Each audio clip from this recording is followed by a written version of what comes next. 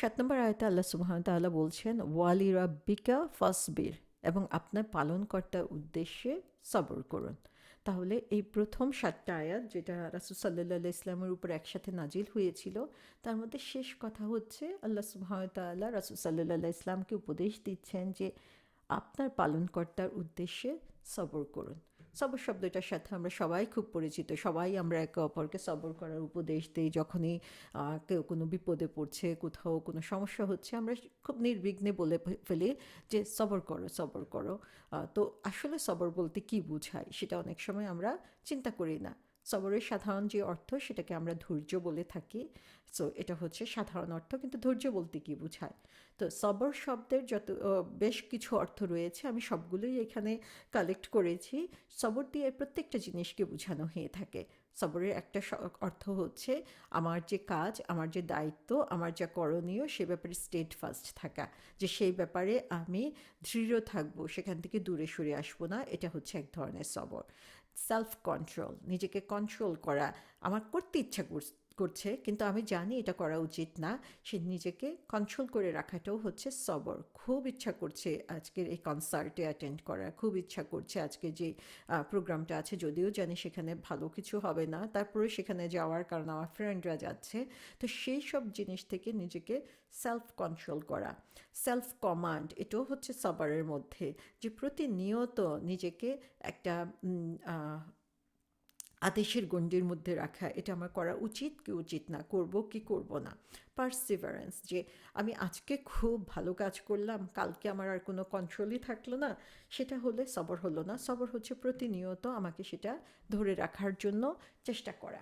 তাহলে সবরের আসলে অনেক ধরনের অর্থ হয়ে থাকে। আমরা মনে করি যে আচ্ছা, যখন যে বিপদ আসে, ধৈর্য ধরো, কিন্তু কিভাবে আমি ধৈর্য ধরবো সেটা যদি আমার জানা না থাকে, তাহলে কিন্তু আমরা বুঝতে পারবো না যে এই সবর বলতে আসলে আল্লাহ সুবহানাহু ওয়া তাআলা কী বলেছেন।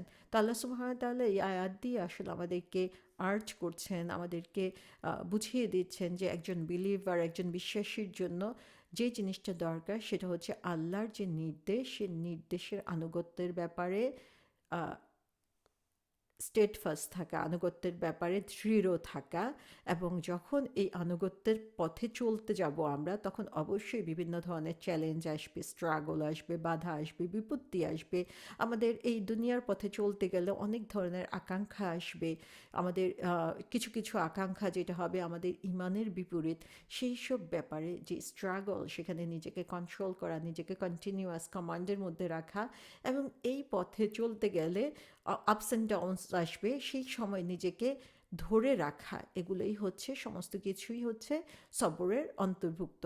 রাসূল সাল্লাল্লাহু আলাইহি সাল্লাম বলেছেন যে যখন কোনো বিপদ কারোর উপরে, আমার কোনো বান্দার উপরে আপতিত হয়, সেটা তার শরীরের উপরে, সম্পদের উপরে বা তার সন্তানের উপরে হতে পারে, সে যখন সেটাকে হচ্ছে প্যাশেন্টলি, ধৈর্যের সাথে সেটাকে বরণ করে নেয়, তাহলে তার জন্য আল্লাহ সুবহানাহু ওয়া তাআলা অপরিসীম ভালো কাজ বা রিওয়ার্ড তার জন্য রেখে দেন। তো সুবহানাল্লাহ, আল্লাহ সুবহানাহু ওয়া তাআলার কাছে এই ধৈর্য ধরাটা হচ্ছে এত গুরুত্বপূর্ণ, এত পছন্দের, এবং তিনি বলেছেন যে মানুষের বিশ্বাসের অর্ধেকই হচ্ছে ধৈর্যের উপরে প্রতিষ্ঠিত। তাহলে ধৈর্য ধারণ করাটা হচ্ছে অত্যন্ত গুরুত্বপূর্ণ একটি কাজ আমাদের জন্য। এখন এই ধৈর্য ধরা কত রকমের হতে পারে? ইবনুল কাইয়ুম সুন্দর করে বলেছেন, ইবনুল কাইয়ুম রহমতুল্লাহ আলাইহি, যে 3 ধরনের ধৈর্য রয়েছে। একটা ফার্স্ট ধৈর্য যেটা, সেটা হচ্ছে আমাদের জন্য যে কাজগুলো করা দায়িত্ব, যেগুলো করা কম্পালসারি বা যেগুলো করার নির্দেশ আল্লাহ সুবহানাহু ওয়া তাআলা দিয়ে দিয়েছেন, সেগুলো কমপ্লিট করার ব্যাপারে ধৈর্য ধারণ করা। যেমন নামাজ পড়া। যারা নামাজ পড়ে অভ্যস্ত তাদের কাছে জিনিসটা ওইরকম কঠিন মনে না হলেও আমরা সবাই জানি যে ফজরের নামাজ পড়া কত কঠিন, শীতের দিনে স্পেশালি, যে উঠে অজু করা, নামাজ পড়া। আবার এশার নামাজ কত রাত হয়ে যায়, সে নামাজটা পড়তে হবে, নামাজ না পড়ে ঘুমাতে পারবো না, সেটাও অনেক কঠিন, চ্যালেঞ্জিং একটা ব্যাপার। বিকালবেলা খেলতে যেতে হবে, বাইরে যেতে হবে, সে সময় আসর পড়া, সেটাও অনেক কঠিন একটা কাজ। রোজা রাখা, বড় দিন যদি হয় তাহলে সেই দিনগুলোতে রোজা রাখা কত বেশি চ্যালেঞ্জিং হতে পারে। দান করা, নিজের এত কষ্টের উপার্জিত সম্পদ আমরা দিয়ে দিব, নিজের মান সম্মানকে রক্ষা করা, যেমন পর্দা করা, হিজাব করা, এগুলো কত কঠিন একটা কাজ যে পরপুরুষের সামনে নিজেকে কাভার করে রাখতে হবে, পর নারীর সামনে নিজের চোখ নামিয়ে রাখতে হবে। এই অব্লিগেশনগুলো, এই দায়িত্বগুলো পালন করার জন্য এই যে ফাইট আমাদেরকে করতে হচ্ছে, এটাও এক ধরনের ধৈর্য। সেকেন্ড যেটা, সেটা হচ্ছে খারাপ কাজ থেকে নিজেকে দূরে সরিয়ে রাখার জন্য যে ধৈর্য, যে আল্লাহ সুবহানাহু ওয়া তাআলা যেগুলো নিষেধ করেছেন, আল্লাহ সুবহানাহু ওয়া তাআলা যেগুলো অপছন্দ করেন, সেগুলো থেকে নিজেকে দূরে সরিয়ে রাখা, সেটাও অনেক কঠিন একটা কাজ। যেমন অ্যালকোহল ড্রিঙ্ক করতে নিষেধ করা হয়েছে। যারা ইভেন বাংলাদেশে পর্যন্ত বা বাইরের বিশ্বে যারা থাকে, ইয়াং জেনারেশনের জন্য পিয়ার প্রেশার অ্যাভয়েড করে সেটা থেকে নিজেকে দূরে সরিয়ে রাখা, এটা হচ্ছে রীতিমতো তাদের জন্য একটা বিরাট যুদ্ধ। ব্যাক বাইটিং, স্পেশালি মহিলাদের জন্য এটা হচ্ছে বড় জিহাদ, যে একসাথে হবে, ব্যাক বাইটিং করবে না, সেটা হচ্ছে খুবই কঠিন একটা কাজ। স্মোকিং, সেটা আমরা যতই জানি না কেন, সেটা থেকে নিজেকে দূরে সরিয়ে রাখা, এরকম প্রত্যেকটা খারাপ কাজ থেকে নিজেকে দূরে সরিয়ে রাখার জন্য যে কষ্ট, যে স্ট্রাগল, সেটাও হচ্ছে ধৈর্য।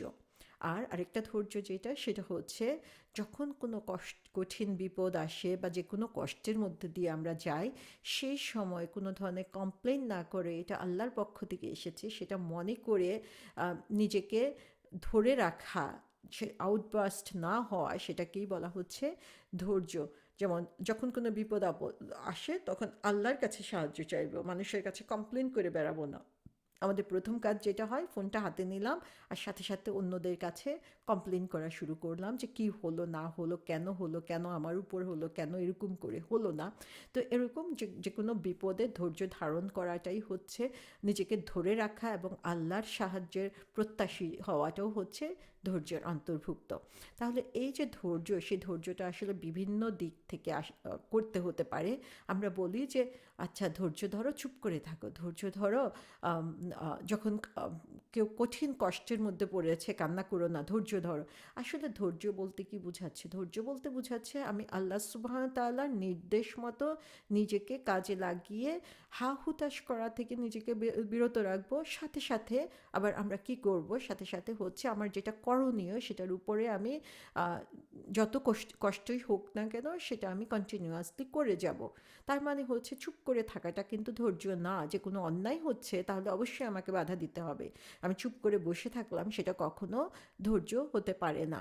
তো যখন যেটা করা প্রয়োজনীয় শুধুমাত্র আল্লাহ সন্তুষ্টির জন্য, আল্লাহর নির্দেশ অনুযায়ী আমি করে যাব, সেখানে যত বাধা বিপত্তি আসুক না কেন, এই সব কিছুই কিন্তু ধৈর্যের অন্তর্ভুক্ত। সে কারণে আমরা দেখি যে আল্লাহ সুবহানাহু ওয়া তাআলা আমাদেরকে শিখিয়ে দিয়েছেন সুন্দর একটি দোয়া সূরা আল আরাফে। সেখানে আল্লাহ বলছেন, রব্বানা আফরিগ আলাইনা সবরা ওয়া তাওয়াফানা মুসলিমিন, যে হ্যাঁ আল্লাহ, তুমি আমাদেরকে ধৈর্য ধারণ করার তৌফিক দাও এবং আমাদেরকে মুসলিমিন হিসাবে, তোমার কাছে সমর্পণকারী হিসাবে মৃত্যুবরণ করার তৌফিক দাও। তাহলে আমরা এখানে দেখি ধৈর্যর সাথে মুসলিম বা ইসলামকে কিভাবে এখানে একত্র করা হয়েছে এবং ব্যালেন্স করা হয়েছে।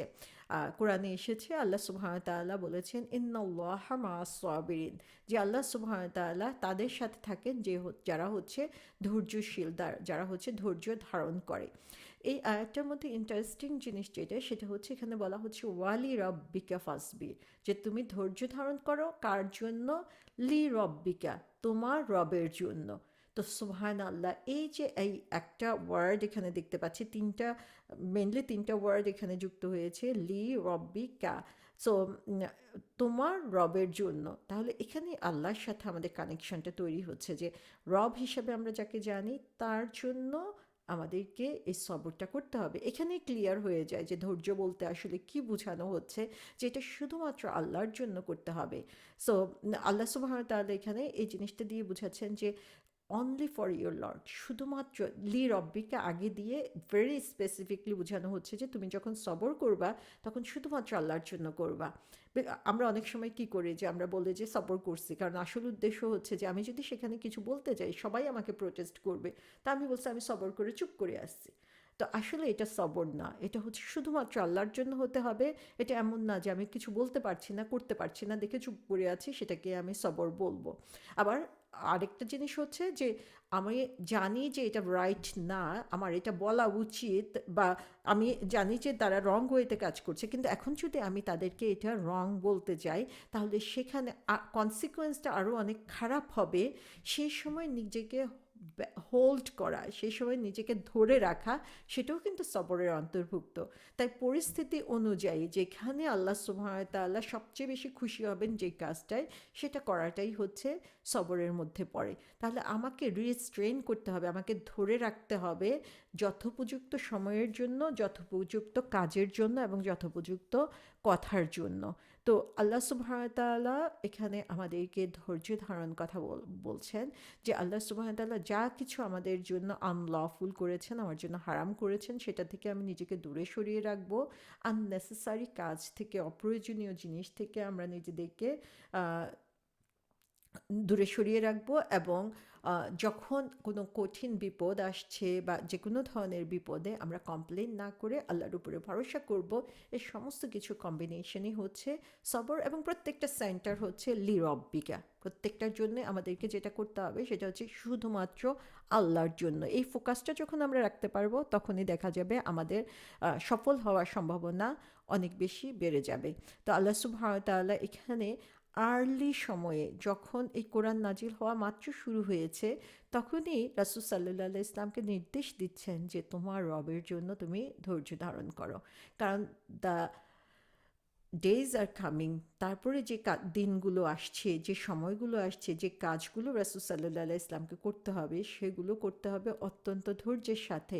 সেখানে বুঝতে হবে কোন পরিস্থিতিতে কি করতে হবে, কি কোন কথা বলতে হবে, কোন জায়গায় নিজেকে দূরে সরিয়ে রাখতে হবে, এবং যেই ধরনের অপোজিশন তার উপরে আসবে সেই সময়ে তার অ্যাটিটিউড কী হবে, কাজ কী হবে, সেটার জন্য এখন থেকে রাসূল সাল্লাল্লাহু আলাইহি ইসলামকে প্রিপারেশন নিতে বলে দেওয়া হচ্ছে। সো আল্লাহ সুবহানাহু ওয়া তাআলা এখানে শিখিয়ে দিচ্ছেন যে কেউ যদি ইমিডিয়েট রেজাল্ট পেতে চায়, অধৈর্য হয়ে যায়, তাহলে সেটা তার জন্য কখনোই শুভনীয় নয়। সেখানেও তোমাকে সবর করতে হবে যে আল্লাহ সুবহানাহু ওয়া তাআলা যখন তোমার জন্য যে রেজাল্ট লিখে দিয়েছেন সেই সময়ই তুমি সেটা পাবে। So be patient for the sake of your Lord. তাহলে এখানে আমরা দেখি যে সুবহানাল্লাহ, যে আল্লাহ সুবহানাহু ওয়া তাআলা সেই আর্লি ডেজে রাসূল সাল্লাল্লাহু আলাইহি ইসলামকে, তার সাথে সাথে তার যে সাহাবা তাদেরকে, এবং তার সাথে সাথে আজকের যুগে আমাদেরকে তিনি সতর্ক করে দিচ্ছেন যে আমরা যখনই উঠবো এবং মানুষকে সতর্ক করার কাজে লাগবো, the coming days are not very brilliant, not very exciting. সেখানে অবশ্যই আমাদের কিছু অ্যাচিভমেন্ট থাকবে, কিন্তু তার সাথে সাথে আমাদেরকে মানুষের কথা শুনতে হবে, মানুষের বকা শুনতে হবে, মানুষের গালি শুনতে হবে, মানুষের বিভিন্ন ধরনের বিপদ আসবে, সমস্যা আসবে, এবং ইসলামের রুলস এবং রেগুলেশনগুলো ফলো করতে হলে আমাকে অনেক ধরনের চ্যালেঞ্জের মধ্যে দিয়ে যেতে হবে। সেই সময় যে জিনিসটা আমাদের দরকার সেটা হচ্ছে লিরব্বিকা ফাসবির, যে আল্লাহর জন্য আমাদেরকে ধৈর্য ধারণ করতে হবে। তো আল্লাহ সুবহানাহু ওয়া তাআলা একদম প্রথম দিকে এই জিনিসগুলো মন মগজের মধ্যে এমনভাবে স্ট্যাবলিশ করে দিচ্ছেন যে পরবর্তীতে যাতে বারবার এগুলো তারা স্মরণ করতে পারে, তাদের যে মিশন, তাদের যে দায়িত্ব, সে দায়িত্বগুলো পালন করার ব্যাপারে তারা কাজ করতে পারে। ইভেন এই বিপদগুলো আসতে পারে, আমরা যখন এখন আল্লাহর পথে কাজ করতে যাব, এই বিপদগুলো আমাদের সমমনা মানুষদের কাছ থেকেও আসতে পারে, মানুষের সমালোচনার মুখোমুখি হতে হবে। তো সমস্ত কিছুতেই আমাদেরকে যেটা করতে হবে সেটা হচ্ছে ধৈর্য ধারণ করতে হবে শুধুমাত্র আল্লাহর জন্য। যেখানে কথা বলা প্রয়োজন কথা বলবো, যেখান থেকে কথা বলা থেকে আমার বিরত থাকা দরকার সেখানে আমি কথা বলা থেকে বিরত থাকবো, কিন্তু টার্গেট একটাই হবে যে আমি আল্লাহ সুবহানাহু ওয়া তাআলার ভালোবাসা পেতে চাচ্ছি এবং আল্লাহ সুবহানাহু ওয়া তাআলার নির্দেশ আমি ফলো করছি। তো এখানে আমরা দেখি আল্লাহ সুবহানাহু ওয়া তাআলা সূরা জুমারে বলে দিয়েছেন, বলুন হে আমার বিশ্বাসী বান্দাগণ, তোমরা তোমাদের পালনকর্তাকে ভয় করো। যারা এই দুনিয়াতে সৎ কাজ করে তাদের জন্য রয়েছে পুণ্য, আল্লাহর পৃথিবী প্রশস্ত। যারা সবরকারী তারাই তাদের পুরস্কার পায় অগণিত। সুবহানাল্লাহ, এই একটা আয়াতই আমাদের কাজকে, আমাদের অন্তরকে আসলে প্রশান্তিতে ভরিয়ে দিতে পারে যে আল্লাহকে ভয় করার মাধ্যমে আমরা যখন এই দুনিয়াতে কোনো কাজ করব সেটার জন্য অসংখ্য পুণ্য রয়েছে। এবং আল্লাহর দুনিয়া তো প্রশস্ত যে এক জায়গায় না হলে আমরা আরেক জায়গায় চেষ্টা করতে পারি, একটা গ্রুপে না হলে আরেকটা গ্রুপে করতে পারি, এক মজলিসে না হলে আরেকটা মজলিসে করতে পারি, এক মসজিদে না হলে আরেকটা মসজিদে করতে পারি, এক দেশে না হলে আরেক দেশে করতে পারি। সো যারা হচ্ছে সবরকারী, সবরের সাথে এই কাজগুলো করে যাবে, ভালো কাজগুলো করে যাবে, আল্লাহ বলছেন যে তাদের জন্য যে আজর রয়েছে সেটা হচ্ছে বিগাইরি হিসাব, সেটা অগণিত, সেটার কোনো হিসাব নাই। সুবহান আল্লাহ। সো আল্লাহর পথে এই যে সবর ধারণ করা, ধৈর্য ধারণ করা, সঠিক সময়ে সঠিক কাজটা করার সহযোগিতা পাওয়া, সেটাও হচ্ছে আল্লাহর পক্ষ থেকে বিরাট একটা নেয়ামত।